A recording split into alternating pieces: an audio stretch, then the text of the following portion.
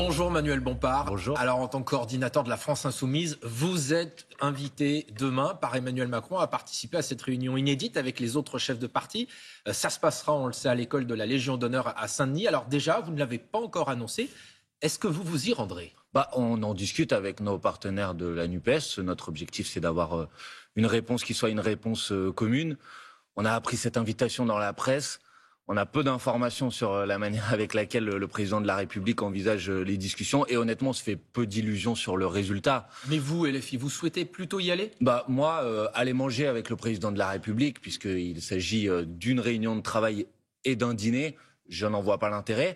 Par contre, s'il y a une opportunité d'aller y porter des propositions politiques sur les urgences de la rentrée, les urgences sociales avec des difficultés liées à l'inflation, liées à l'augmentation des prix, les difficultés climatiques, on a vu pendant l'été à quel point malheureusement l'impact du changement climatique est criant. Nous, on est toujours disponible pour aller porter des propositions. Mais si c'est pour participer à une opération de communication médiatique comme il l'a fait à peu près chaque année, je ne vois pas l'intérêt. Donc on ira au temps où on peut porter des propositions, aller manger avec le président de la République, même avec une grande cuillère, j'y vois pas l'intérêt. Donc la réunion de travail, oui, le dîner, non.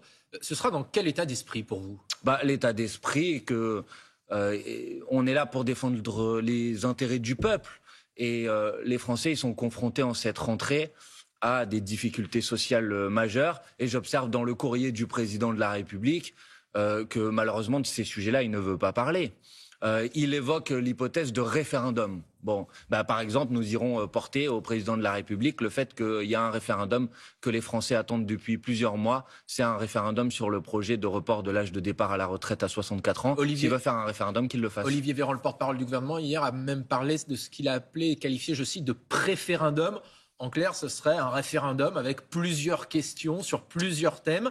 Ça, vous dites pourquoi pas ? Non, moi je dis que si le président de la République envisage un ou plusieurs référendums, la priorité c'est de faire voter les Français sur la question du report de l'âge de départ à la retraite à 64 ans. C'est ce que les Français ont demandé majoritairement, massivement, pendant des mois et des mois. Donc c'est le seul référendum, entre guillemets, que je pourrais appuyer. Est-ce qu'il existe des points de compromis possibles avec le chef de l'État pour vous ?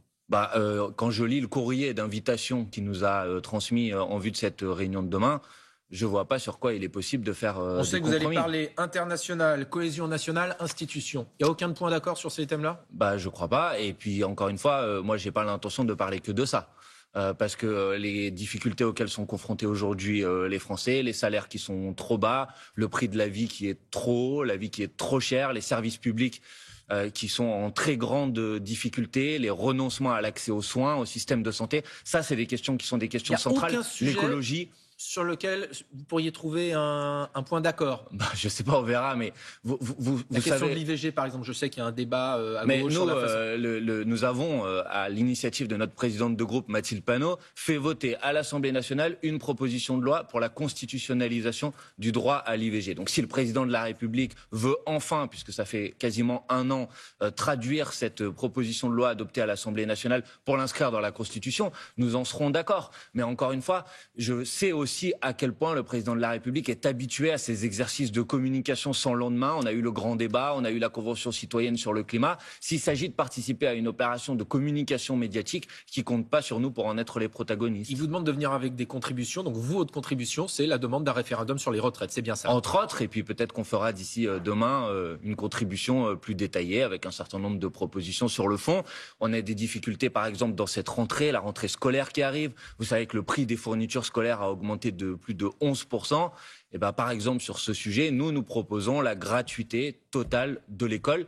Ça coûte 7 milliards d'euros. 7 milliards d'euros, c'est 4% de la fortune supplémentaire accumulée dans ce pays par les 500 plus riches l'année dernière. Moi, je pense qu'on peut consacrer 4% de la fortune des plus riches à faire en sorte que tous nos élèves aient des stylos et des cahiers pour étudier dans des bonnes conditions. Justement, vous parlez d'économie, vous allez sans doute l'aborder demain avec le chef de l'État. La première ministre hier était devant le MEDEF. Elle l'a redit, notre gouvernement est pro-business et ça ne va pas changer. Mais le problème, c'est pas d'être pro ou anti-business, ça veut pas dire grand-chose. Moi, ce que j'observe, c'est que depuis maintenant 2 ans, un certain nombre de grands groupes, de grandes entreprises ont accumulé des profits extraordinaires, quand dans le même temps, vous avez des Français qui tirent la langue parce qu'ils n'arrivent pas à finir les fins de mois. Par exemple, l'augmentation des marges dans l'industrie agroalimentaire, c'est à peu près 70% de plus en 1 an et demi.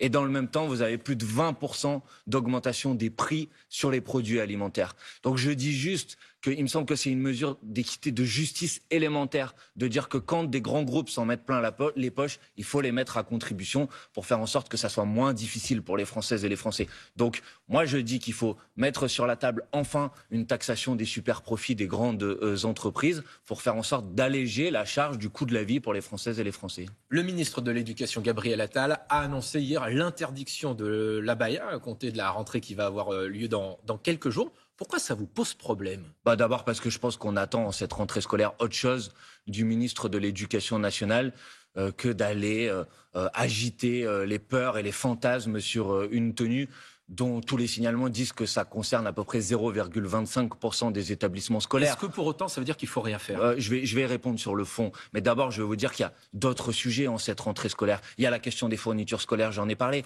Il y a les questions de difficulté des recrutements. Il y a eu 3000 personnes... Il n'a pas parlé de ça, il a parlé du report, par exemple, des épreuves de spécialité. D'accord, mais sur les fournitures scolaires, pour l'instant, il ne dit rien. Sur le fait qu'il y ait 3000 personnes qui manquent pour les concours de recrutement, il ne dit rien. Sur le fait qu'on recrute aujourd'hui les enseignants en speed dating de 30 minutes, il ne dit rien. On a des rémunérations qui sont de 10% inférieures pour les professeurs en France à la moyenne de l'OCDE. Bon, il y a des priorités autres. Maintenant, sur le fond, soyons très clairs, les autorités religieuses du culte musulman disent que les abayas ne sont pas une tenue religieuse. Et donc moi, je suis attaché à la défense de la laïcité. Et donc la loi dit qu'il ne faut pas de tenue et de signes religieux ostentatoires à l'école. Mais les autorités religieuses disent que l'abaya n'est pas une tenue religieuse. À partir de ce moment-là, je vois pas pourquoi il faut l'interdire. C'est pas pour moi.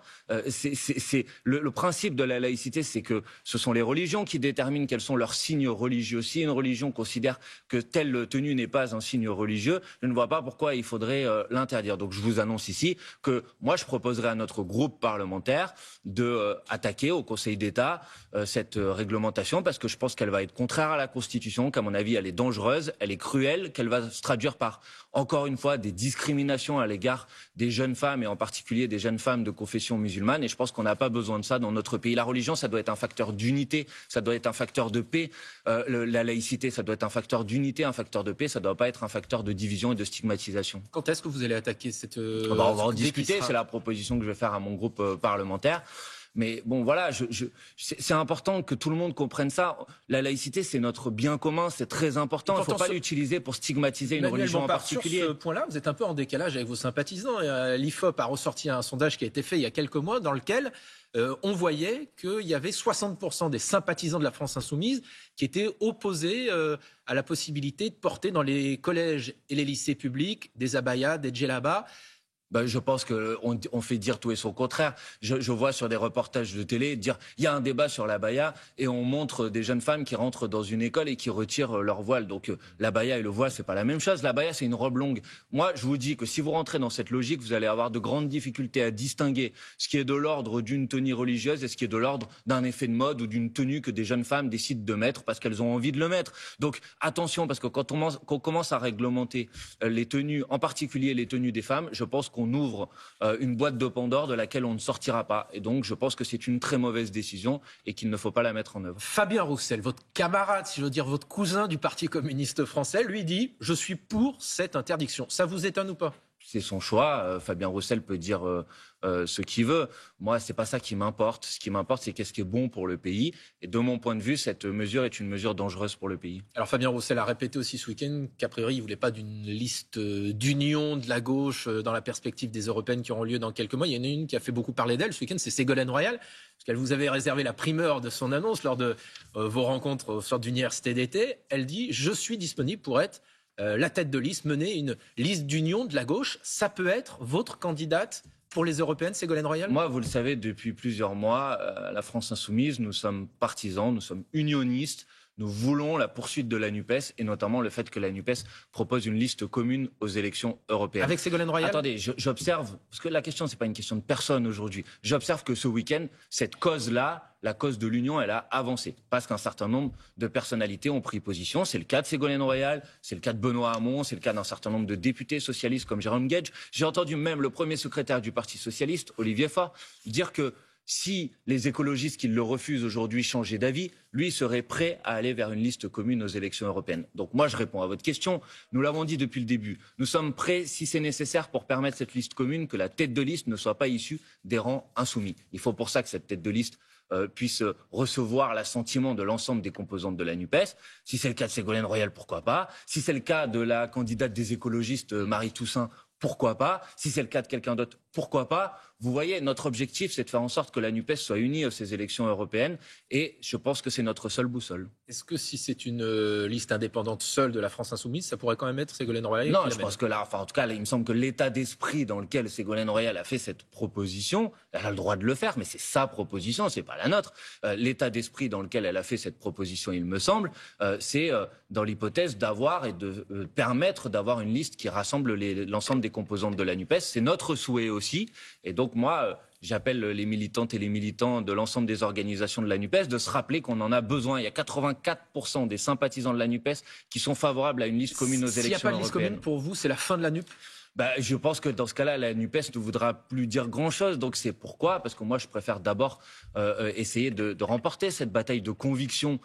Les sondages disent tous la même chose. Ils disent s'il y a une liste commune de la NUPES aux élections européennes, on est en mesure de remporter ces élections, de battre les macronistes, de battre le Rassemblement national, de proposer un point d'appui pour le pays, de lui proposer une alternative, de lui dire qu'il n'est pas condamné à choisir entre le macronisme qui s'extrême droitise et l'extrême droite qui se banalise. Voilà, donc c'est ça l'enjeu central.